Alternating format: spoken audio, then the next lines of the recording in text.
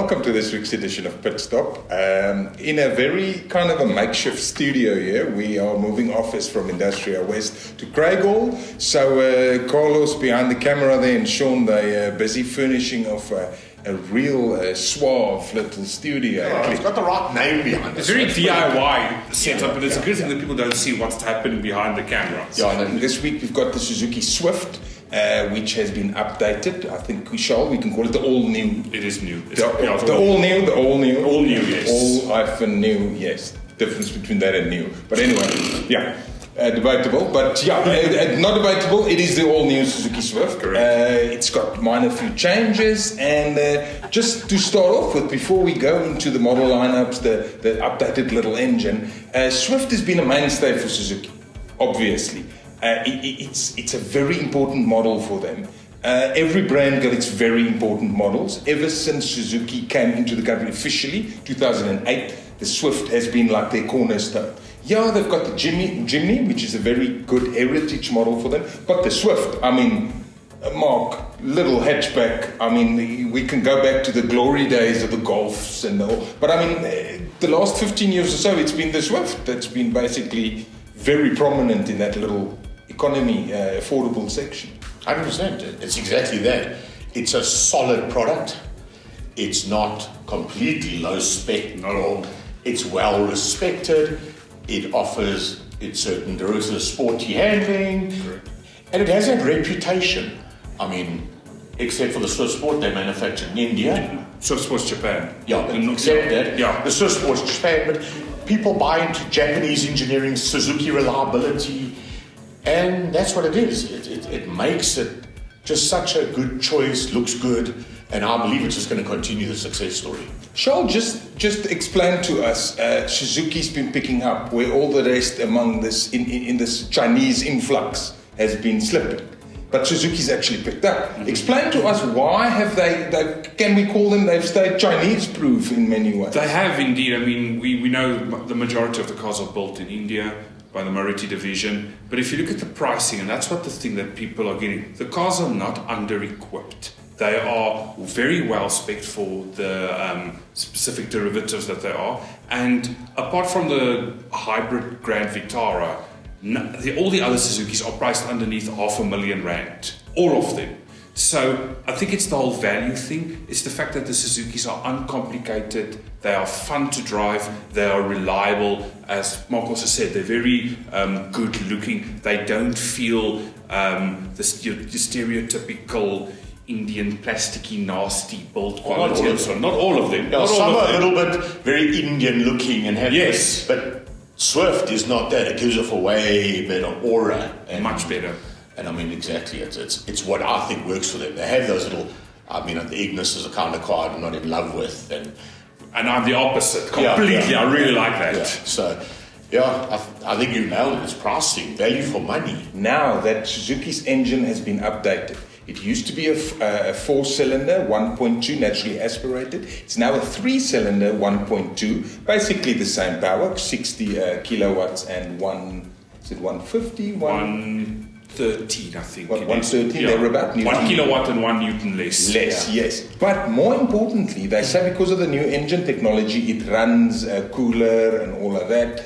It's 11% fuel economy fuel economy. Improvement from 4.9 liters per 100 to 4.4. 11% at that price point, Mark, for what fuel is costing. That's significant. Well, that's exactly it.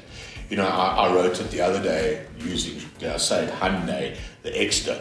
You know, when you're shopping at that point, that's your Ferrari or Lambo. That's a salary guy 9 out of 10 times, middle class. He's got a budget.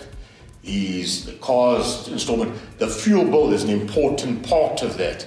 If he can get a car running under the 5s every day, that is at 20 odd rand a litre of fuel. That over a month, over a year, for a salaried person, makes a huge difference when you jump into, dare I say it, and it is one of the Achilles heels, a Chinese car, got all that stuff, but the fuel consumption's horrendous half the time. Yeah. You know, at 80 or 100 rand for 4 litres more for every 100 Ks, it's going to hurt you. I think that's where Suzuki, it's a winning recipe. It just means less out the guy's pocket, small tank, he puts whatever, 700-800 rand in the thing, and it goes forever. You can run them on this. I mean, many years ago, Mini used to have an advertisement for their cars in the original Mini in the UK, where there was a lady standing next to the car and there was a syringe inserted into the fuel tank. That's how, and the message was, that is what you need to run a Mini, is a syringe full of fuel. Yeah. And that is the same with Suzuki. I mean, many years ago, not many years ago, but my ex-boss at auto dealer, we had the previous gen Suzuki Celerio on test, and he tried his everything to run the car out of fuel. And after the 7-day testing, the car was still half, and he tried everything. And that's the main thing. That is where Suzuki scores the best. It doesn't matter what it is, fuel efficiency is always on top for them.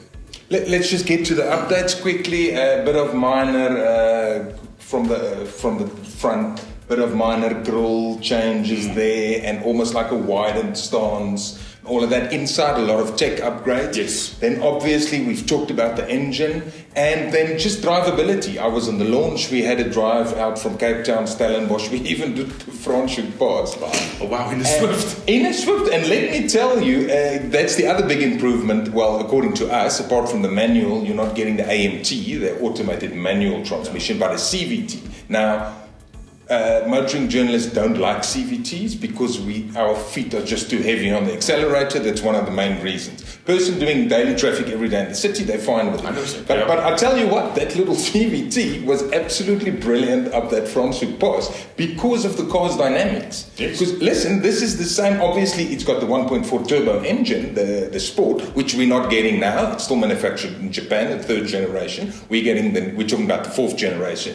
Swift. And because of the dynamics, obviously there's little dynamical changes inside, but the car's balanced, and just the way it Mark, you've had a few sports, but I mean, it was just brilliant through the Franschhoek Pass. As nice it is as to drive a 911 there, this was quite a fun little exercise. Well, you would know. I mean, we have a tamed racing driver with us now. Yes, an official factory driver. Former, retired, icon of factory racing, and you would know now balance and feel, and exactly right. That's one of the cute things about the car. It feels good driving this little Suzuki. They are fun to drive. Their gear shifts are easy. Oh, lovely. I don't know, it's just such a together package. You get out that car and you don't go, oh my goodness, the throttle's not working with the gearbox. No. Oh my goodness, the brakes feel fake. Or you got... That package is... You're going to be scared. You smile. You smile every time you get out of one. Doesn't matter what it is. A Suzuki puts a massive smile on your face, and it's not just us blowing smoke up Suzuki's backside. It's the truth. They are very fun to drive. There's something dynamic. It doesn't kill your budget. No. When that's why Suzuki's doing what they do. They're giving the right product with the right feel, the right tip to the right people.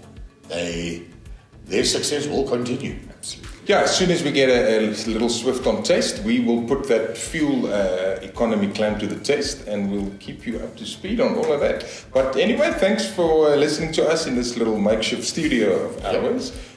We might have done it in the back of a van. It might have been nicer in the back of a Quantum or a V-Class. Which I would have preferred. Well, not for the person that's been duct taped. I mean, we have a problem with that, but it might have been better in a van for us, yes. But thanks for listening. Go and like the podcast. If you did like it, you can share it, or you can even follow the channel. That's all from us this week on Pitstop. Thank you. Cheers.